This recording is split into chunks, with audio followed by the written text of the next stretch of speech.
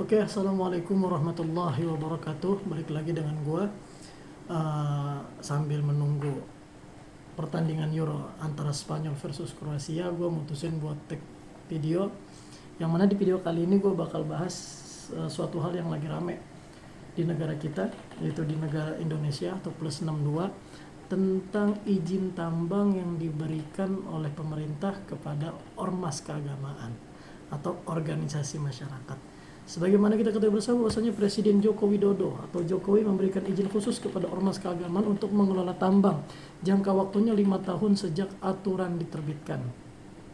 Izin ini tertuang dalam peraturan pemerintah atau PP nomor 25 tahun 2024 tentang perubahan atas PP nomor 96 tahun 2021 tentang pelaksanaan kegiatan usaha pertambangan mineral dan batu bara. Di sini gue sedikit baca ya, karena ada banyak poin yang mau gue sampaikan di sini. Pertama, izin ini kan ditujukan atau diberikan kepada ormas keagamaan. Yang mana kalau gue tahu, sepengetahuan gue, ormas keagamaan itu harusnya lebih memikirkan tentang kemanfaatan untuk umat daripada kemudaratan untuk umat. Jadi begini, mestinya ormas keagamaan itu kan ngurusin agama atau ngurusin umat. Kayak misalnya PBNU, Muhammadiyah, dia ngurusin umat agama Islam. Dan ormas-ormas lain, tentunya ormas-ormas agama lain juga mengatur atau ngurusin tentang agamanya mereka beserta pengikut-pengikut, penganut-penganut agama tersebut. Tapi kok ini malah ngurusin tambang? Ini kan rada sedikit keluar dari jalur, ya kan? Meskipun memang di dalam satu kesempatan Menko Marves atau kita kenal dengan Opung Luhut, ya kan, Luhut Binsar Panjaitan atau LBP, beliau di dalam suatu kesempatan acara beliau mengatakan bahwasanya izin tambang ini memang diperuntukkan untuk ormas, organisasi masyarakat keagamaan, gunanya untuk biar kalau nanti ketika organisasi keagamaan ini membuat event atau membuat suatu acara besar, ormas ini tidak lagi mengeluarkan semacam proposal kepada pemerintah atau minta-minta dana kepada pemerintah, minta-minta sumbangan kepada pemerintah, melainkan sudah bisa dibantu dengan uang dari tambang tersebut, pengelolaan tambang tersebut. Ini memang niat yang baik kalau kita mendengarkan daripada pemaparan dari Pak Luhut Binsar Panjaitan tersebut. Tapi ketika ditanya di dalam forum tersebut, beliau ditanya apakah ini akan menciptakan konflik of interest, ya beliau mengatakan itu pasti akan terjadi. Dan beliau juga mengajak kita untuk sama-sama mengawal dan menjaga tambang yang dikelola oleh ormas ini, begitu. Karena yang tadi gue bilang, ormas keagamaan itu mestinya ngurusin umat, ngurusin segala macam yang bermanfaat untuk umat beragama, bukan malah mendukung segala sesuatu yang mengakibatkan mudarat atau kerugian untuk umat beragama atau umat manusia.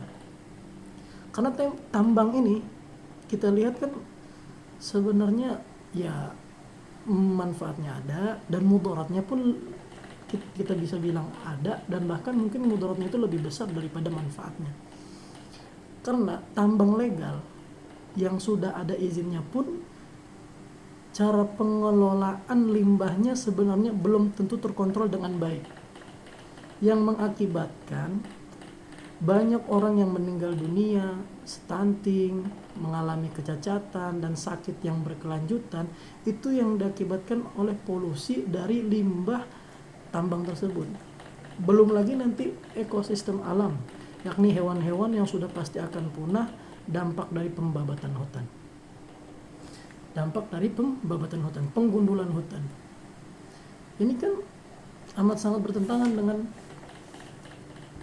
agama ya, bil khusus agama Islam. Kenapa saya katakan agama Islam? Karena bahwasanya ada hadis Nabi SAW yang mengatakan siapa yang melakukan penebangan maka ia akan masuk neraka.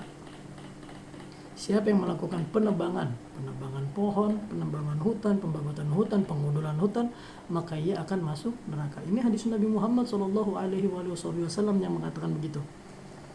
Dan sebagaimana Rasulullah SAW mencintai pepohonan, maka hal inilah yang membuat pepohonan mencintai beliau.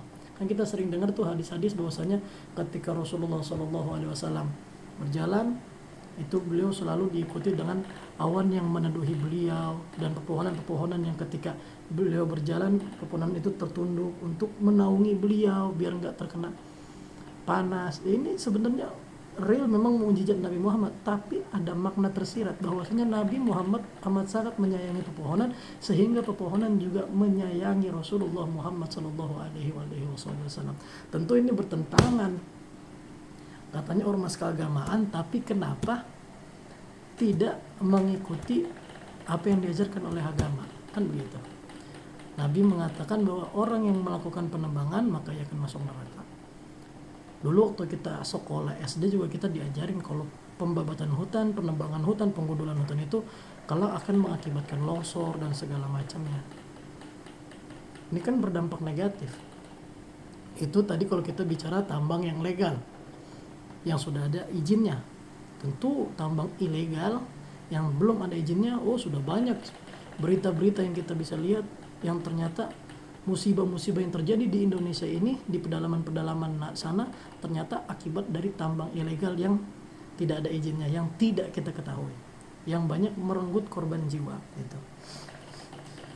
Dan bahkan ada yang mengatakan bahwa ada yang berpendapat bahwasanya izin tambang untuk ormas ini diserahkan sebagaimana honorarium untuk hasil pemilu kemarin, pemilu 2024 atau pemilu di 2019. Mengapa demikian? Karena yang sebagaimana kita ketahui bersama bahwasanya pada saat peraturan ini dikeluarkan, yang amat sangat menyambut baik peraturan ini adalah salah satu ormas keagamaan yang turut serta dalam mendukung paslon pada saat pemilu 2019, yakni PBNU atau Pengurus Besar Nahdlatul Ulama. Tanpa mengurangi rasa hormat, saya juga sebagai warga Nahdliyin, tapi saya harus menyampaikan ini bahwasanya pada tahun 2019 PBNU memang mendeklarasikan dukungan kepada pasangan Presiden Joko Widodo dan Ki Haji Ma'ruf Amin. Sementara Bapak Prabowo yang pada saat itu berpasangan dengan Pak Sandiaga Uno itu didukung oleh salah satu ormas juga, yakni FPI Front Pembela Islam. Dan ada juga yang berpendapat bahwasanya dikeluarkan izin tambang untuk ormas ini dikeluarkan untuk memberangus, mengkebiri, membungkam kekuatan-kekuatan publik yang dimiliki oleh ormas tersebut. Jadi begini, ketika saya pernah baca bahwasanya di tahun 2015 ada salah satu ormas Islam yang menentang pertambangan, yang mengatakan bahwa mudaratnya lebih banyak daripada manfaatnya. Tapi di tahun ini ketika izin ini dikeluarkan, ormas ini amat sangat menyambut baik, gitu kan. Nah ini kan bisa jadi seperti nanti ke depannya, mungkin bisa dibilang politik balas budi, ya kan. Dan mungkin ini ada agenda yang nantinya ke depannya akan terjadi semacam jual beli fatwa, ya kan. Ketika di tahun sebelumnya ada ormas keagamaan yang mengatakan tambang itu haram, bisa menjadi halal dengan disogok, diberikan tambang. Jadi semacam kemarin bilangnya haram karena nggak dapat bagian, karena udah dapat bagian jadi bisa dibilang halal, boleh, banyak manfaatnya, kecil mudaratnya. Begitu. Jadi ini kan nantinya akan terjadi banyak ulama-ulama yang imanuhum fi amplopihim, begitu kalau bahasa santri. Imannya itu tergantung dengan amplopnya. Jadi dengan udah disogok tambang, dapat duit banyak dari penambangan, kedepannya ketika pemerintah akan mengeluarkan peraturan-peraturan yang bergesekan dengan keagamaan, maka ormas keagamaan ini akan sedikit powernya berkurang. Karena pastinya akan ada ancaman-ancaman yang nanti akan digunakan oleh elit pemerintahan. Kalau kalian tidak mendukung, maka izin tambang ini akan kami cabut. Nah, ini kan nantinya kedepannya akan terjadi semacam gertakan. Dan terjadilah yang tadinya nggak boleh jadi boleh, yang tadinya haram menjadi halal. Nah, inilah yang disebut semacam mengkebiri kekuatan yang dimiliki oleh ormas tersebut, begitu. Yang imanuhum fi amplopihim, yang iman mereka tergantung amplop yang diberikan kepada mereka, begitu. Dan yang tadi saya bilang, PBNU adalah ormas pertama yang langsung mengajukan izin resmi ke Presiden Joko Widodo setelah aturan terbit. Pemerintah pun menyambut baik antusias tersebut dengan menyediakan lahan tambang yang diciutkan bekas PT Kaltim Prima Koal atau KPC. Nah, jadi ketika yang tadi saya bilang di awal, ketika izin ini dikeluarkan, peraturan ini dikeluarkan, PBNU lah ormas keagamaan, salah satu ormas keagamaan terbesar di Indonesia, ini ormas agama Islam yang bernama PBNU, mengajukan izin resmi ke Pak Jokowi setelah aturan itu terbit, dan pemerintah pun menyambut baik atas hal itu, dan katanya akan diberikan tambang bekas PT Kaltim Prima Koal atau KPC. Ya, ini kan bertentangan, dan masih banyak pertentangan lain dari berbagai macam tokoh dan dari ormas-ormas lain yang tidak setuju pula, yakni dari Ian Wilson, yaitu seorang pakar asing. Beliau mengatakan, dengan membagi konsesi batubara ke ormas seperti NU, industri yang mencemari ini akan dibela dan diberikan legitimasi dengan dalih agama. Tuh. Ini Ian Wilson yang ngomong, bukan saya. Tapi sedikit membenarkan apa yang saya omongin tadi, yakni akan mengkebiri kekuatan yang dimiliki oleh PBNU, yang nantinya akan tercipta imanuhum fi amplopihim, yang tadinya nggak boleh jadi boleh, yang tadinya haram menjadi halal, begitu. Kata dia, dengan membagi konsesi batubara ke ormas seperti NU, industri yang mencemari ini akan dibela dan diberikan legitimasi dengan dalih agama. Industri yang mencemari ini, seperti yang saya omongin di awal, tambang itu pasti akan ada pembabatan hutan, pembunuhan hutan yang akan mengakibatkan longsor. Itu kan justru akan berdampak negatif. Dan limbah polusinya akan mengakibatkan adanya sakit yang berkelanjutan, akan adanya sebuah kecacatan, dan akan mengakibatkan stunting, melahirkan anak-anak yang stunting, kurang gizi, sehingga mengakibatkan meninggal dunia. Inilah yang dikatakan oleh Ian Wilson ini sebagai industri yang mencemari, ya kan? Industri yang mencemari, tapi yang mencemari ini akan dibela dan diberikan legitimasi dengan dalih agama, dengan ormas agama yang tentunya pasti sudah mendapatkan izin untuk pengelolaan tambang tersebut. Sampai di sini mungkin bisa dipahami, bisa dimengerti. Dan Haris Azhar, beliau mengatakan bahwasanya, saya khawatir secara psikologis melihatnya seperti ada balas budi politik dari Pak Jokowi. Jadi praktik menggunakan ormas untuk neken minta jatah, mau ini mau itu, sudah banyak persoalannya. Justru itu kita harus tertibkan.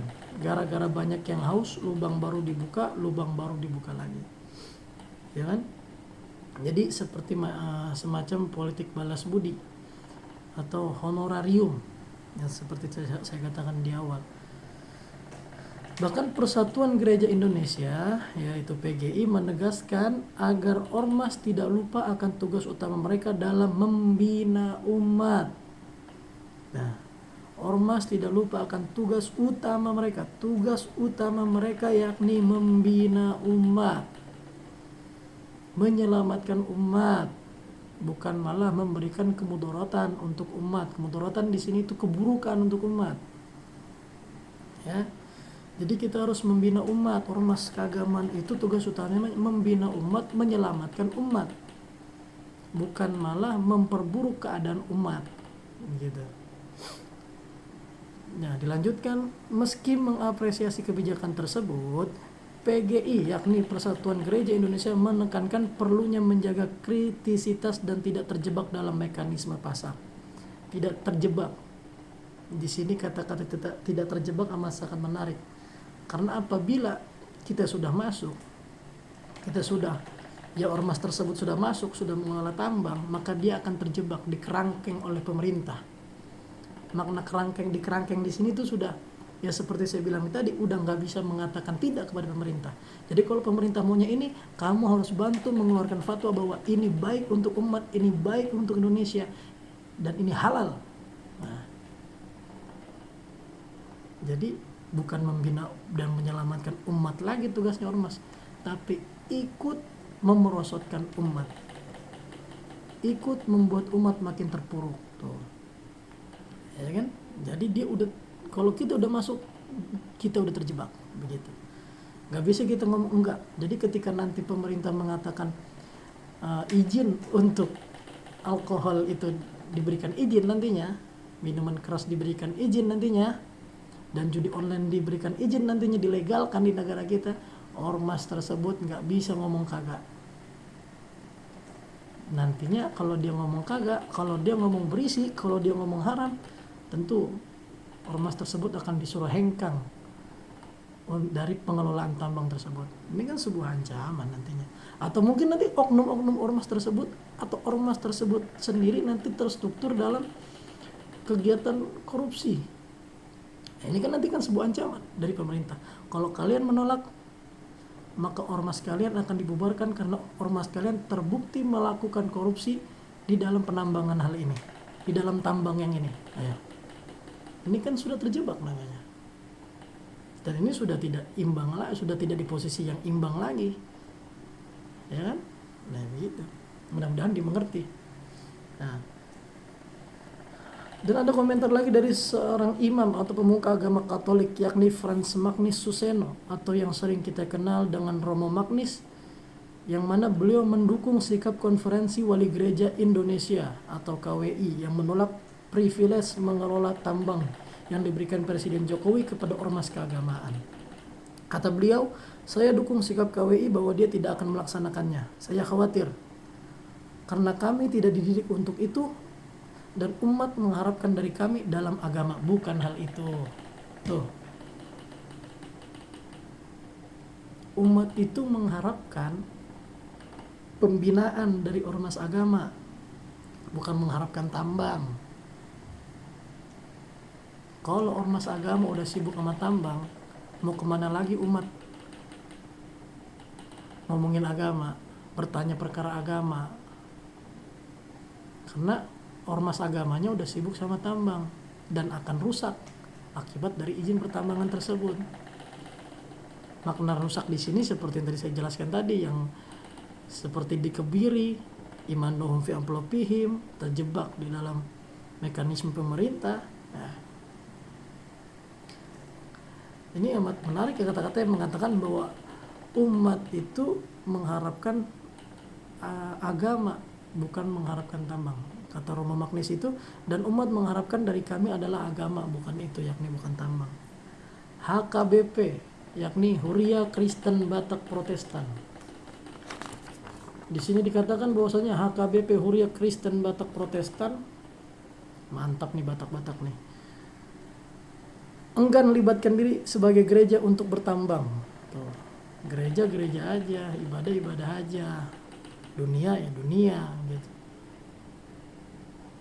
Jadi HKBP enggan libatkan diri sebagai gereja untuk bertambang, gereja untuk ibadah. Begitupun agama-agama yang lain, fokus saja kepada agama, fokus saja ngurus ibadah umat, nggak usah ngurusin dunia yang justru banyak mudaratnya untuk umat.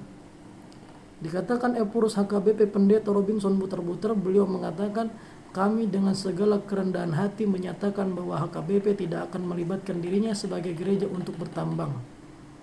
Kami sekaligus menyerukan agar di negeri kita pemerintah bertindak tegas terhadap para penambang yang dalam pelaksanaan tugasnya tidak tunduk pada undang-undang yang telah mengaturkan pertambangan yang ramah lingkungan.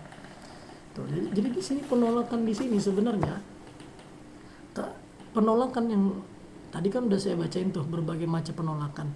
Rata-rata penolakan yang saya bacain itu mereka menolak tambang karena proses penambangan tersebut dalam pelaksanaannya itu banyak yang menyalahi undang-undang.